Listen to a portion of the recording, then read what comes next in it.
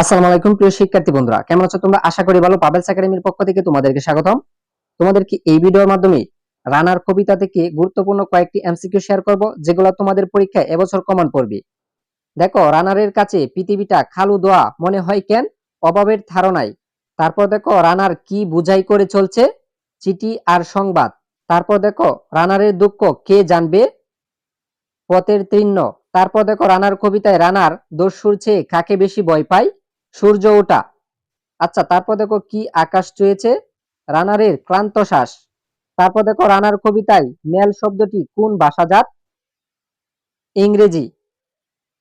তারপর দেখো, কিসের মাটি ভিজে গেছে? গামে মাটি ভিজে গেছে। আচ্ছা, তারপর দেখো, অল্প দাম শব্দটি রানার কবিতায় কোন অর্থে ব্যবহৃত হয়েছে? বেতন। তারপর দেখো, দস্যুর বয়ের চেয়েও রানার সূর্য ওটাকে বেশি ভয় পায় কেন? দায়িত্ববোধের কারণে। আচ্ছা, তারপর দেখো, কবি সুকান্ত ছিলেন মানবতাবাদী কবি। তারপর দেখো, ঘুম নেই কার রচিত গ্রন্থ? সুকান্ত ভট্টাচার্য। তারপর দেখো, সুকান্ত ভট্টাচার্যর হরতাল কোন জাতীয় গ্রন্থ? হরতাল কোন জাতীয় গ্রন্থ? হরতাল হচ্ছে কাব্য।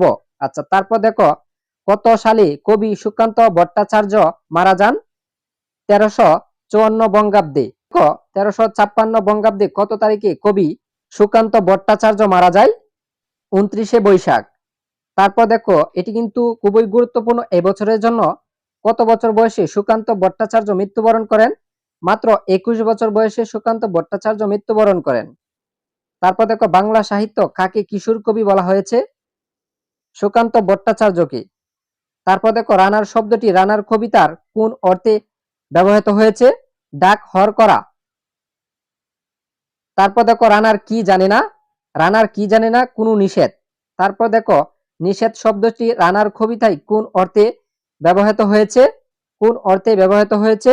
কোন অর্থে ব্যবহৃত হয়েছে? এটি হচ্ছে প্রতিবন্ধকতা। তারপর দেখো, দিগন্ত থেকে দিগন্তে ছোট্ট রানার চিত্রকল্পের মূর্ত হয়েছে। দুরন্ত রানারের বহুদূরের পথ চলা।